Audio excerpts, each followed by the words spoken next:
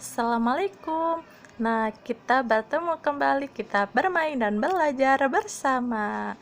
Yes, wow. Nah, kali ini saya akan menjawab pertanyaan atas tema meluruskan penerapan Bimba Distance Learning sebagai berikut. Nah, soal yang pertamanya ini adalah apa prinsip utama dalam proses Bimba Distance Learning yang harus dipahami dan diterapkan oleh motivator. Jelaskan dan berikan alasannya. Nah, untuk prinsip utamanya yaitu adalah bermain baca-bacaan atau BBB, yaitu bermain baca-bacaan, di mana kegiatan ini menjadi prioritas utama dalam proses belajar distance learning. Dari yang telah dipahami oleh motivator, kegiatan bermain sambil belajar ini harus diterapkan minimal 70% di dalam kegiatan belajar. Mengapa? Agar anak dapat dan mampu atau bahkan menjadi terampil dalam bermain baca-bacaan, tentunya dengan cara yang menyenangkan. Jadi, untuk prinsip utamanya yaitu harus fun learning, agar anak dapat dan mampu memahaminya, dan tentunya agar anak menjadi tertarik. Nah, yang kedua, apa prioritas motivator dalam kelas pendekatan? Prioritas utamanya yaitu berkenalan dengan anak, agar seorang motivator dapat mengetahui atau mengenali karakter atau kesukaan dari calon murid tersebut, dan agar murid tersebut tertarik untuk bermain dan belajar bersama dengan motivator dan bermain bersama teman-temannya di Bimba A I U E O. Jadi kita prioritas utamanya yaitu menciptakan agar anak ini tertarik untuk belajar, seperti itu. Untuk yang ketiga, apa prioritas motivator dalam kelas trial? Nah, kelas trial ini adalah kelas uji coba, di mana kelas ini yaitu untuk anak yang ingin berdaftar di Bimba A I U E O mempunyai kesempatan untuk melakukan kelas atau mengikuti kelas trial, di mana untuk orang tua yang belum yakin anaknya untuk belajar di dalam kelas Bimba agar menjadi yakin, seperti itu. Nah, prioritas utamanya di sini yaitu anak-anak yang sudah masuk di kelas trial diberikan pengarahan, pemahaman serta diberikan materi atau diberikan kenyamanan dengan hal yang menyenangkan, seperti di kegiatannya yaitu kegiatan pengenalan, di kegiatan bernyanyi, bermain, dan tentunya belajar bersama yang dengan suasana yang menyenangkan, seperti itu. Diperkenalkan dengan lagu La Bimba, Yel Anak Bimba, diperkenalkan huruf 4 hafika, 4 HVS, verbal huruf dan lain-lainnya, seperti itu. Nah, untuk soal yang keempat, apa prioritas motivator dalam kelas lanjutan?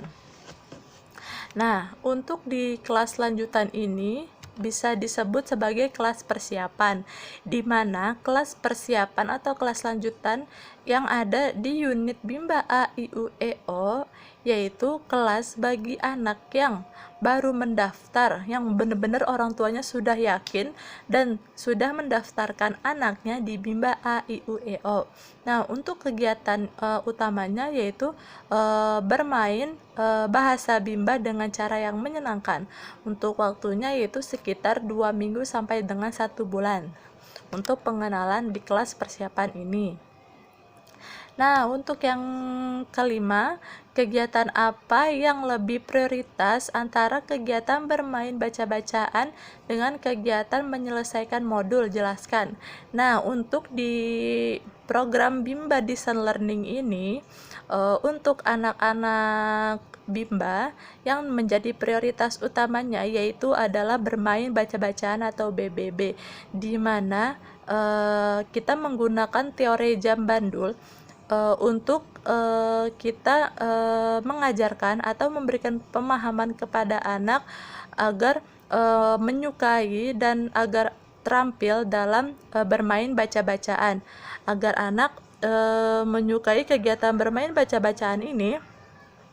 Tentunya kita tidak mewajibkan atau mengharuskan anak untuk mampu membaca, tetapi mempunyai kemampuan atau minat dalam membaca. Tentunya ketika anak sudah minat, maka anak akan melakukannya dengan secara terus-menerus.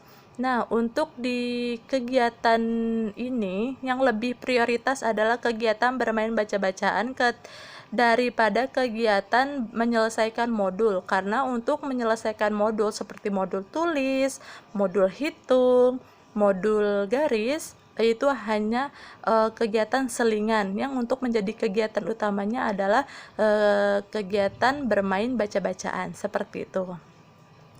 Nah, untuk yang keenam, materi apa yang dibaca oleh anak ketika bermain baca-bacaan? Yaitu materi yang sudah diperkenalkan atau sudah dikuasai oleh anak. Dan untuk yang belum diperkenalkan, tentunya bukan menjadi prioritas utama, atau tentunya belum wajib untuk diberikan kepada anak. Terlebih dahulu anak sudah menguasainya yang sudah dia perkenalkan terlebih dahulu. Nah, selanjutnya, bagaimana cara agar bermain baca-bacaan menyenangkan bagi anak? Nah, untuk bermain baca-bacaan menjadi menyenangkan, tentunya kita sebagai motivator harus menciptakan suasana yang menyenangkan. Terlebih dahulu kita harus menarik perhatian anak agar kegiatan bermain baca-bacaan ini menjadi lebih menyenangkan, seperti itu. Misalnya, ketika anak sedang merasa malas untuk melakukan kegiatan bermain baca-bacaan, kita alihkan dulu perhatiannya. Misalnya mereka sedang sibuk dengan mainannya, jadi kita harus menarik perhatian anak, seperti kita mengajak berdongeng atau bernyanyi, seperti itu. Jadi anak dapat menyukai kegiatan bermain baca-bacaan, seperti itu. Nah, untuk yang terakhir, bagaimana menyikapi anak yang tidak mau bermain baca-bacaan? Nah, untuk anak yang tidak mau bermain baca-bacaan, sama seperti jawaban sebelumnya, yaitu kita mengajak anak untuk tertarik terlebih dahulu. Ketika anak sudah tertarik, tentunya anak akan mau untuk melakukan kegiatan yang telah kita lakukan. Ketika anak sudah mau, maka kita terus berikan reward dan motivasi agar anak terus melakukan kegiatan itu secara terus-menerus, seperti itu. Nah, untuk pertanyaan selanjutnya yaitu membuat dan mengupload video praktek mengevaluasi tujuan khusus 4 hafika atau 4 huruf verbal. Nah, untuk mengevaluasi tujuan khususnya, di sini tujuan khusus dari 4 hakikat tersebut adalah di mana kita untuk sebagai motivator membentuk logika anak agar mengerti bunyi penggabungan huruf konsonan dan vokal. Nah, untuk mengevaluasinya, yaitu motivator harus memverbalkan satu kata yang belum pernah diperdengarkan sebelumnya. Nah, perhatikan. Setelah itu kita perhatikan apakah anak mampu menjawab atau tidak. Misalnya, contohnya seperti ini. MA, MA, mama. MA, MA, mama. MA, MA, mama. Nah, seperti itu. Bisa kita memperkenalkannya dengan media gambar atau media yang lainnya. seperti itu. Tapi untuk lebih memperkuatnya lagi, yaitu kita bisa menggunakan dengan media gambar.